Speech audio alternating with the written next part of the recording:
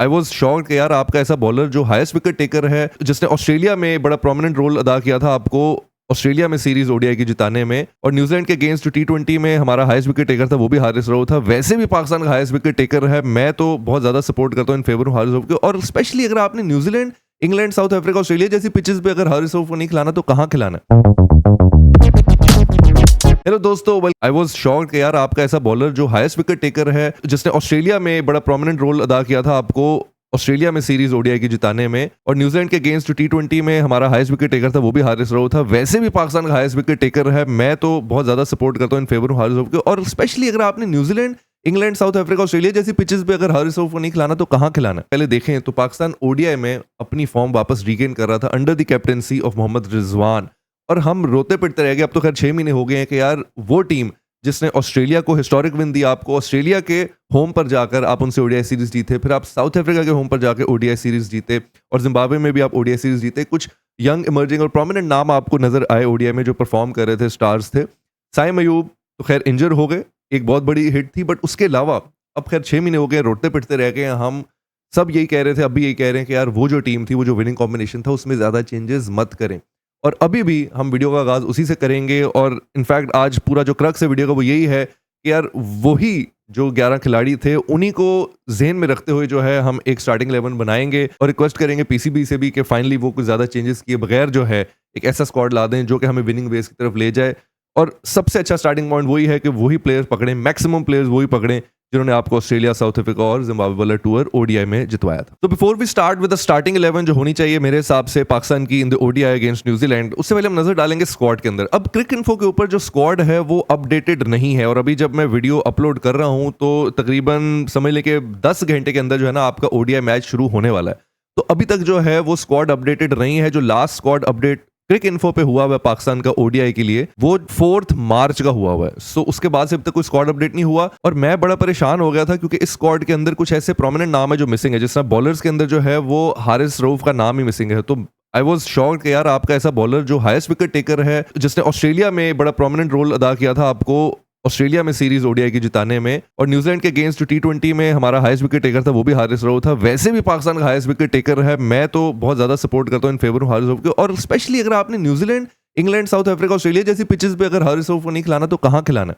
And मुझे इस चीज से भी बड़ा इतराज था कि जो पहला T20 है उसमें हारिस रऊफ को नहीं खिलाया। इनफैक्ट हारिस रऊफ, सुफियान नकीम होते पहले T20 में against New Zealand, story could have been different. बहरहाल पॉइंट मेरा ये है कि मैं जरा परेशान हो गया था, बट उसके बाद मैं पीसीबी के पेज पे गया, इंस्टाग्राम पे, तो वहां पर हारिस रऊफ की देखी कि वो फोटोशूट करवा रहे थे सीरीज से पहले। सो विच मीन्स कि ये स्क्वाड जो है ये इनकरेक्ट है। इसमें कुछ ऐसे नाम होंगे जो नहीं खेल रहे होंगे, और कुछ ऐसे नाम जो खेल रहे हैं वो अभी इसमें इंक्लूडेड नहीं है। तो दैट बीइंग सेड, अब हम बनाते हैं बेस्ट स्टार्टिंग 11 जो मेरे हिसाब से होनी चाहिए against New Zealand. Let's start with openers first. और साइम अयूब, फखर जमान दोनों जो है अभी इंजर्ड हैं, फुली रिकवर नहीं किए हैं। आई रियली होप कि पीएसएल से पहले कर लें। साइम अयूब अगर पीएसएल तक आ जाते हैं तो आई थिंक एक मिरेकल होगा, बट आई स्टिल फील कि अब जितना हमने वेट किया और मजीद पीसीबी को तसल्ली के साथ और जो प्रॉपर एडवाइज्ड किया हुआ टाइम है बाय डॉक्टर्स, प्रोफेशनल्स, उस टाइम वो टाइम अपना लेके आए। कोई रश करने की जरूरत नहीं है, पीएसएल में हमें नहीं चाहिए। हमें पता है वो स्टार परफॉर्मर है, पीएसएल ना भी खेले तो ओके है।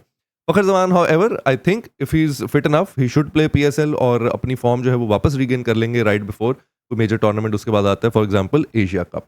तो बहरहाल अभी दोनों नहीं है, तो इसलिए हम साइम अयूब को नहीं रखेंगे स्क्वाड में, इवन दो वो अवेलेबल थे, खेल रहे थे और एक मेजर रोल अदा किया उन्होंने साउथ अफ्रीका, ऑस्ट्रेलिया जाके हमें सीरीज जिताने में। बट फिलहाल right now we will start with Imamul Haq जो कि उनकी रिप्लेसमेंट से आए हैं। Enough with the experiments, Babar will now not come as one down, please. इससे ज्यादा एक्सपेरिमेंट्स हम नहीं करेंगे, बहुत एक्सपेरिमेंट्स हो गए हैं। आपका बेस्ट प्लेयर जो है उसको वन डाउन ही आना पड़ेगा ओडीआई फॉर्मेट में। कुछ चीजें बेसिक्स हैं, बाय द बुक हैं।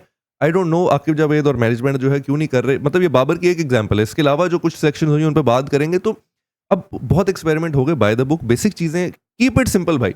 एक रूल है जो पढ़ाया जाता है जिसको किस कहते हैं, KISS भाई, कीप इट सिंपल। बहुत एक्सपेरिमेंट हो गए, बहुत इधर उधर हो गया। एक और चीज जिसकी मुझे खुशी हुई है दैट इज कि अब्दुल्ला शफीक जो है वो वापस स्क्वाड के अंदर आ गए हैं। एटलीस्ट इस स्क्वाड के अंदर तो इनका नाम है। आई होप कि अब निकाल ना दिया हो। I don't know updated squad अब एग्जैक्टली क्या होगा, but I really want him back in the squad. ठीक है, लास्ट मैचेस में 0 पे आउट होते। अगेन आई सेड, अगर 0 में आउट हो रहे हैं स्क्वाड का पार्ट है जो आपको विनिंग कॉम्बिनेशन जिता रहा है, केमिस्ट्री एक टीम जेलिन की हुई है, उसको ना छेड़े।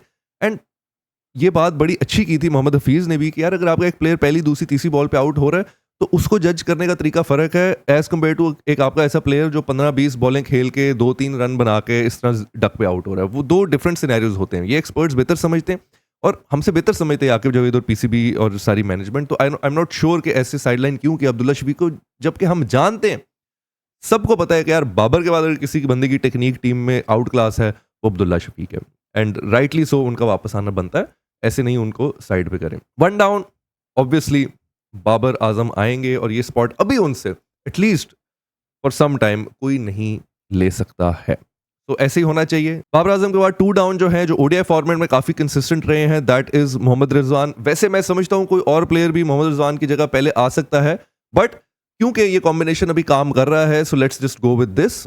आई थिंक आपका टॉप 4 जो है with this looks really solid. Even though Imamul Haq जो है अभी वो फॉर्म वापस अपनी रीगेन कर रहे हैं in international matches, but domestic में हमें पता परफॉर्म करके आए हैं। So I am really hopeful that he will click, he should click, he should click. और कोई और ऑप्शन नहीं है। अगर उनको वापसी करनी है, ये उनको एक सुनहरी मौका मिला है कि अगर कोई और प्लेयर इंजर हो जाए उसके बाद आपको मौका मिले, तो ये अब एक अपॉर्चुनिटी है। अब ये इमामुल हक के हाथ में है कैसे वो इस अपॉर्चुनिटी को लेते हैं। बट एटलीस्ट अब्दुल्ला शफीक, बाबर आजम, मोहम्मद रिजवान, इनसे I have really high hopes. और उसके बाद आपके आते हैं mister consistent Salman Ali Agha. I am so happy and so proud of this guy Salman Ali Agha. मैं आपको बता नहीं सकता, टेस्ट मैच हो, T20 हो, वनडे हो, यार इस बंदे ने पिछले 1-1.5 साल के अंदर ना इतनी जान मारी है पाकिस्तान के लिए। मेरे हिसाब से पिछले अदर देन साइम अयूब, पिछले 1.5 साल में अगर कोई ऑल फॉर्मेट परफॉर्मर रहा है ना आपका, वो सलमान अली आगा है। आप उसको ऊपर वाली पोजीशन भेज दो, नीचे भेज दो, आपने उसको कप्तान बना दिया है, यार उसकी परफॉर्मेंस अल्हम्दुलिल्लाह। एंड नजर ना लगे भाई, ऐसे ही कंटिन्यू रखे। I feel so proud of him. And इतना अंडररेटेड, अंडरवैल्यूड मुझे ऐसे लगता है कि अंडर एप्रिशिएटेड है वो सलमान अली आगा। जो क्रिकेट के शायकीन है, फैंस हैं, वो जो देखते हैं क्रिकेट को, समझते हैं, वो ऑब्वियसली जानते हैं इस चीज़ को। But test match, T20, one day, Salman Ali Agha, भाई love you, love this guy. और एक और नाम जिसको मैं समझता हूं कि इग्नोर कर दिया गया फिर से वंस अगेन, मैं समझता हूं यार जिस बंदे ने डेब्यू में आके टेस्ट में आपका जो है वो वनडे, मैं समझता हूं जिस बंदे ने डेब्यू में आके आपको 100 मार दिया हो मुश्किल पिच के ऊपर टेस्ट मैच में, फिर जिस बंदे ने कुछ ही मैचेस में ओडीआई में भी 100 मार दिया हो, उसको आप साइड लाइन पे कर दें और ये जस्टिफिकेशन दें कि जी ये फील्डर नहीं है अच्छा। इससे बड़ी पैथेटिक एक्सक्यूज मैंने नहीं सुनी। एक बंदा इतने साल डोमेस्टिक में गुजार दे, इतने उसके 100 हो, इतना उसका एक्सपीरियंस हो, पहली बात तो ये पॉसिबल ही नहीं है उसकी फील्डिंग अच्छी ना हो। यार ये पॉसिबल ही नहीं है, trust me. So I just really want, I just really wish, क्योंकि अभी कामरान गुलाम का नाम है squad, I just really wish that Kamran Ghulam is in the ODI squad और उनको दोबारा चांस दिया जाए। यार उनको नहीं बनता ओडीआई स्क्वाड से बाहर निकालना। So I really wish Kamran Ghulam is here. And in fact Kamran Ghulam और सलमान अली आगा की पोजीशन भी चेंज की जा सकती है। इससे आपकी बैटिंग को बहुत ज्यादा डेप्थ मिलती है। और मैं अभी इस फॉर्मेट पे जाऊंगा कि यार आप अपने जो है ना 6 बैट्समैन रखो, जिसमें सलमान अली आगा एक ऑलराउंडर भी है, और उसके बाद आप अपने 4 या 5 जो है ना बॉलर्स वो पक्के रखो, इस तरह स्क्वाड में जाओ। क्योंकि मैं आपको बताता हूं, हम अक्सर बैटिंग की डेप्थ के चक्कर में ना, अक्सर के यार हमारी बैटिंग की जरा डेप्थ आ जाए या बेहतर हो जाए, तो हम लेफ्ट राइट से जो है ना कुछ प्लेयर्स ले आते हैं स्क्वाड के अंदर जो कि जस्टिफाई नहीं करते हैं। और उसकी वजह से देखो, अगर इन 6 से नहीं ना रन्स बने, खुदा ही कसम, अगर इन 6 से नहीं ना रन्स बने, जो 7वां भी आएगा ना उससे भी कुछ नहीं होगा।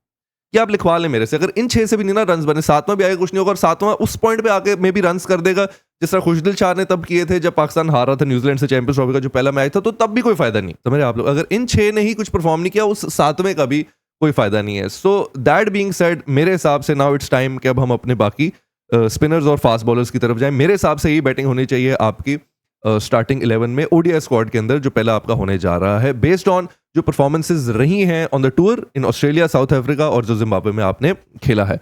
सो स्पिनर्स की अगर हम बात करें तो I think Abrar is in the squad, उनको यूज करना चाहिए। आई नो बहुत से लोग इन फेवर नहीं है अबरार के, बट मैं स्टिल ये समझता हूँ कि कुछ रिजल्ट्स इन्होंने आपको ला के दिए हैं, पोटेंशियल रखते हैं, अबरार शुड बी यूज। और कंसिडरिंग के स्क्वाड के अंदर और कोई स्पिनर्स इस वक्त राइट नाउ हमारे पास है भी नहीं। उसके बाद फाइनली इट्स टाइम कि हम सुफियान मुकीम को इग्नोर ना करें, साइडलाइन ना करें। सुफियान मुकीम के साथ कहीं वो ना हो जो 2 साल पहले अबरार के साथ हो रहा था।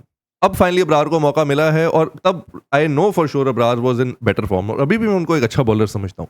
बट सुफियान मुकीम के साथ वो ना हो जाए जो अबरार के साथ हो रहा था। 2023 के वर्ल्ड कप से शुरू है जी, अब आया अबरार स्क्वाड में, अब आया अबरार स्क्वाड में, मिस्ट्री मिस्ट्री मिस्ट्री मिस्ट्री रह गई थी। एंड अभी भी अबरार की आप देखें कि कुछ ऐसी वो डिलीवरीज रखते हैं, ऐसी वेरिएशन रखते हैं जो कि मैच चेंज कर देती। देखिए he has that potential. And Sufiyan Muqeem हमने देख लिया यार, स्क्वाड में रखा हुआ था। पहले T20 भी मैंने, जब T20 का भी स्क्वाड मैंने बनाया था इधर व्लॉग, मैंने तब भी बोला था कि यार सुफियान मुकीम जो है उसको होना चाहिए, तब उसको नहीं डाला। पता नहीं उसकी कौन सी परफॉर्मेंसेज हैं जो इनको नहीं पसंद आई। आखिरी T20 में वो आया, फिर जो भी उसने किया आप लोगों के सामने ही है, एक्सेप्शनल। तो अब तो पॉसिबल ही नहीं है कि ये लोग इसको साइडलाइन कर दें। तो 2 स्पेशलिस्ट स्पिनर के साथ जाएंगे। आगा सलमान जो है वो पार्ट टाइम स्पिन के लिए बीच में आ जाएगा, जरूरत पड़ जाती है आपको बड़े फॉर्मेट के अंदर। एंड फास्ट बॉलर जो है Shaheen Afridi is not in the squad. I be very honest, कुछ लोग मेरे से एग्री नहीं करेंगे, but based on the series जो हमारी पिछली गई है, ऑस्ट्रेलिया, साउथ अफ्रीका और जिम्बाब्वे वाली, ओडीआई की मैं बात करूं, अगेन हम वही गलतियां कर रहे हैं, पीसीबी वही गलतियां कर रही है। T20 की परफॉर्मेंस की बेस के ऊपर ओडीआई का स्क्वाड चेंज हो रहा है, ओडीआई की परफॉर्मेंस के बेस के ऊपर T20 का स्क्वाड चेंज हो रहा है। अब शाहीन ने T20 में नहीं परफॉर्म किया, डज नॉट मेक सेंस। मैं इस चीज़ को नहीं जस्टिफाई करूंगा कि शाहीन को फिर ओडीआई में ना खिलाया जाए। बट दैट बीइंग सेड, अगर वो अभी नहीं है स्क्वाड में, सिर्फ बता रहा हूं कि मैं इसको सपोर्ट करता। अगर शाहीन स्क्वाड में होता तो मैं उसको स्टार्टिंग लेवल में रखता अपने न्यू बॉल के लिए। But obviously we will now go with Naseem Shah and उनके साथ आकिफ जावेद, एक और प्रोमिनेंट नाम है हमारे डोमेस्टिक सर्किट में।